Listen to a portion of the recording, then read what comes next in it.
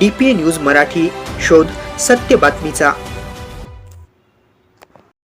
राष्ट्रवादी काँग्रेस पार्टीतर्फे प्रभाग क्रमांक 10 मधून पोपटराव नाना जेजुरकर हे निवडणूक लढवित आहे। त्यांनी आपली मुलाखती दरम्यान थोडक्यात परिचय दिला आहे की जेजुरकर हे राष्ट्रवादी काँग्रेस पार्टी अजित पवार गट तर्फे निवडणूक लढवित आहे।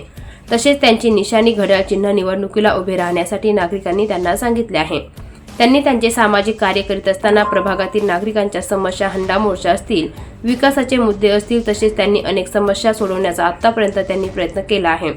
जर त्यांना प्रभागातील नागरिकांनी निवडून दिले तर त्यांनी त्यांचा प्रभागातील नागरिकांसाठी काही विकासाचे मुद्दे त्यांनी मांडले आहेत।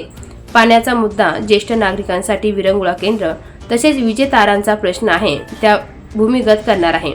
अंबिका स्वीट 7 माऊली स्टॉप उड्डाणपूल करणार आहे। तरुण मुलांना, महिलांना रोजगारबाबत योजना, रोजगार देणार। तसेच यावेळेस त्यांनी मतदार राजाला आवाहन देखील केले आहे, एवढ्या वेळेस मला निवडून द्या।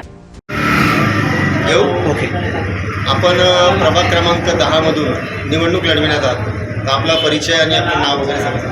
नमस्कार, मी पोपटराव जगन्नाथ जेजुरकर, राष्ट्रवादी काँग्रेस पार्टी, अजित पवार गट। माझी निशाणी आहे घड्याळ, अनुक्रमणिका आहे 3। मी या निवडणुकीत उभा आहे आणि या निवडणुकीत उभा राहायला खरं मला नागरिकांनीच बळजबरी केली। कारण मी ज्यावेळेस हंडा मोर्चा काढला होता तर त्यावेळेस त्या हंडा मोर्चामध्ये आम्ही जेव्हा त्या अधिकाऱ्यांना भेटलो तर तेव्हा अधिकारी सहज सांगायचे तर तुमच्या प्रभागामध्ये आम्हाला काम करण्यासाठी भरपूर वाव आहे, परंतु तुमच्याकडून पाहिजे तसं ते आमचे लोकप्रतिनिधी त्यांनी पाठपुरावा होत नाही, त्यामुळं ते कामं होती नाही। तर त्यावेळेस आम्ही सांगितलं अधिकाऱ्यांना का बा तुम्ही जर कधी आमच्या इथं जर कधी आमचा पाईपलाईन टाकली तर आम्ही तुमचा नागरिक सत्कार करू। बाकी ते प्रतिनिधी जाऊ द्या, ते नगरसेवक जाऊ द्या, कोणी जाऊ द्या, पण आम्ही तुमचा नागरिक सत्कार करू, ते पण एकदम जंक्शन, जेणेकरून इतर अधिकाऱ्यांनी विचार केला पाहिजे का बा असं काम केल्यानंतर अधिकाऱ्यांचा असा सत्कार होतो। आणि कुठले मुद्दे घेऊन आपण या निवडणुकीमध्ये उभे आहे, काय सांगा? मेन तर तुम्हाला सांगितलं पाण्याचा मुद्दा, दुसरं का ज्येष्ठ नागरिक विरंगुळा केंद्र। आता हे ज्येष्ठ नागरिक किती वेळेस बोलतात का आम्हाला एखादं कुठंतरी विरंगुळा केंद्र मिळालं पाहिजे, भेटलं पाहिजे। आम्ही त्यावेळेस सांगतो का बा कोणता एखादा ओपन पेस असेल, त्या ओपन पेसमध्ये जे आपले ज्येष्ठ नागरिक आहे जे रिटायर झालेले, तर त्यांना कुठंतरी असं विरंगुळा केंद्र पाहिजे। त्यांची खूप दिवसाची मागणी, पण ती पण त्यांची पूर्ण झाली नाही। ते आल्या पहिले मी तेवढं ते काम करणार का जेणेकरून त्यांना असं घरातच बसून बोर होतं। तर ते विरंगुळा केंद्रामध्ये गेलं एक 10 ज्येष्ठ नागरिक जमले तर एकमेकांचे विचार घेवाण होती आणि ज्या वयामध्ये माणसाला एक एकांतपणा असतो तो निघून जातो आणि तो ज्येष्ठ नागरिक त्यांना असं एक चांगलं वाटतं, याचं सगळं वातावरण तयार होतं। ते विरंगुळा केंद्र करणार, त्यानंतर भूमिगत गटार। आता विचार करा का जर कधी भूमिगत तारा म्हणजे ज्या विद्युत तारा आहेत, तर मागे आता एक घटना घडली, त्या घटनेमध्ये एका व्यक्तीचा जीव गेला त्या डीपीला लटकून।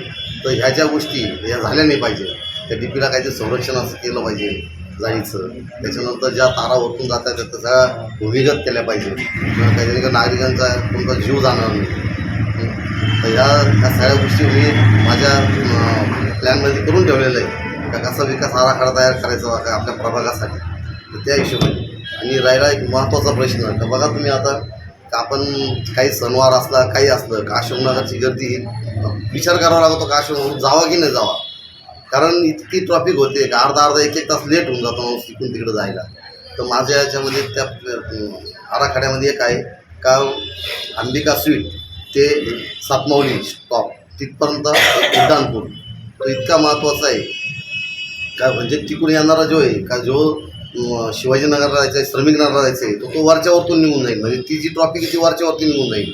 परत इकडून येणाऱ्याला कुणीला सातपूर जायचं तो पण वरच्यावर निघून जाईल। म्हणजे त्याला अशोकनगरचा जो मेन स्टॉप आहे जो भाजी मार्केटचा, तो त्याच्यात तिथं जायची गरजच पडणार नाही। जेणेकरून त्याचा जो वेळ जातो दररोजचा अर्धा एक तास लेट होतो इकडे तिकडे जायला, तर त्या वाचन त्या नागरिकांना तर फार गरजेची गोष्ट आहे। परंतु आतापर्यंत कोणी असं काही प्लॅनच केलेला नाही, आपल्या डोळ्यासमोर दिसतंय तरी होत नाही।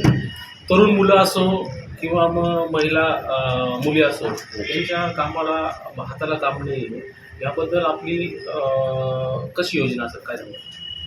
हो बघा ना, तुम्ही आता मुलं जे असतात काही यांना गुन्हेगारीकडे होतात किंवा व्यसनाकडे होतात, याच मुलांना जर कामधंदा दिला चांगलं, 2 पैसे भेटले त्यांना, तर ते तर त्या चांगल्या कंपन्यामध्ये कामाला लागले. आपल्या जवळ एम आय डी सी 2 एक सुरू, एक Satpur M I D C, कांबड एम आय डी सी, एवढं सगळं असताना आपल्या युवकांना रोजगार मिळत नाही. आणि बाहेरचे युवक येतात, UP MP इकडून तिकडून बाहेर जाऊन येतात आणि त्या लोकांना इथं नोकरी लागते. मग आपल्या इथं मुलांना का नोकरी लागत नाही?